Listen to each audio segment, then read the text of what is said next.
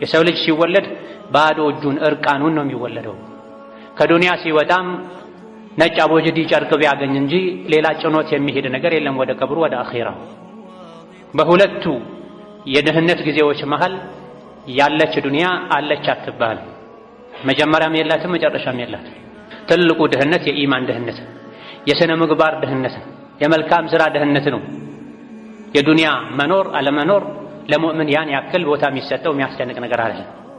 የሰው ልጆችን የፈጠረ አላህ ያበላል ያጠጣል። የሰው ልጅ አንጀት ፈጥሮ ሆድ ፈጥሮ ጥርስ ፈጥሮ ይበላው የሚጠጣውን አላህ አያሳጣም። ትልቁ ጭንቀቱ የሰው ልጅ ዱንያ ከሆነ ዱንያን ሲያጣት በዛው ልክ ህይወቱን ያጣ ይመስለዋል፣ ጌታውን ያጣ ይመስለዋል፣ መተንፈስ ያቃተው ይመስለዋል።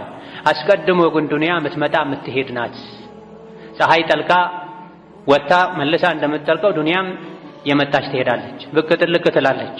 ስትመጣ በልክ ይዛታል፣ ስትሄድም ቀድማ እንደምትሄድ አውቅ ስለነበረ ያን ያክል አላዝንም፣ አልጨነቅም። ትናንት የሰጠኝ ጌታ ዛሬም ይሰጠኛል፣ ነገም ይሰጠኛል፣ እኔ የእሱ ነኝ፣ አይተወኝም፣ አይጥለኝም ልትል ይገባሃል። ዱንያ ማለት ከጊዜ በኋላ የሚጠወልግ አበባ ናት።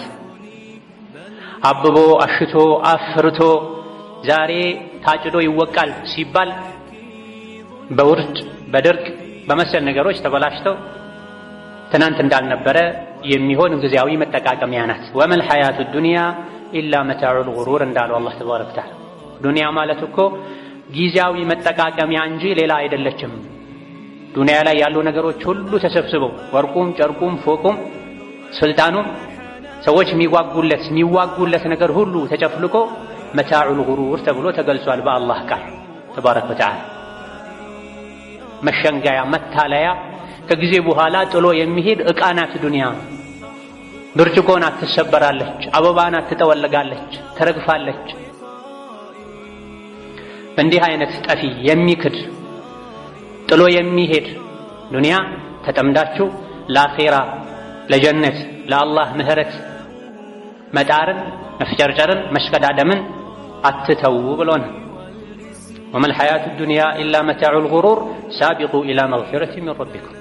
ዱንያ እንደሆነች ምንም ብትለፋላት ብትጥርላት መሄዱ አይቀርም። ወይም ሙሉ በሙሉ ዱንያ ትወድማለች ቅያማ ሲቆም፣ አሊያ ደግሞ ከዛ በፊትም አንተ ጋር የነበረችው ዱንያ ጥላህ ትሄዳለች።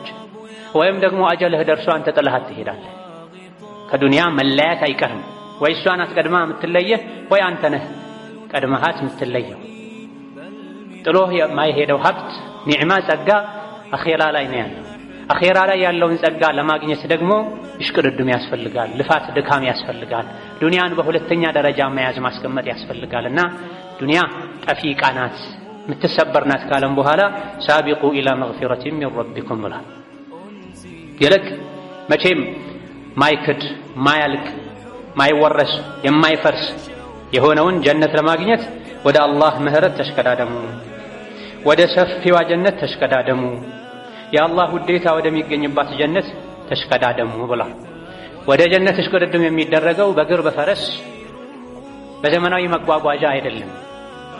ወዕደት ሊለዚነ አመኑ ቢላሂ፣ ጀነት የተዘጋጀችው ኢማን ላላቸው ሰዎች፣ መልካም ሥራ ለሰሩ ሰዎች እዚህ ዱንያ ላይ ሆነው አኼራ ላይ ለሚዘሩ ለሚተክሉ ሰዎች ነው ብለው ነው።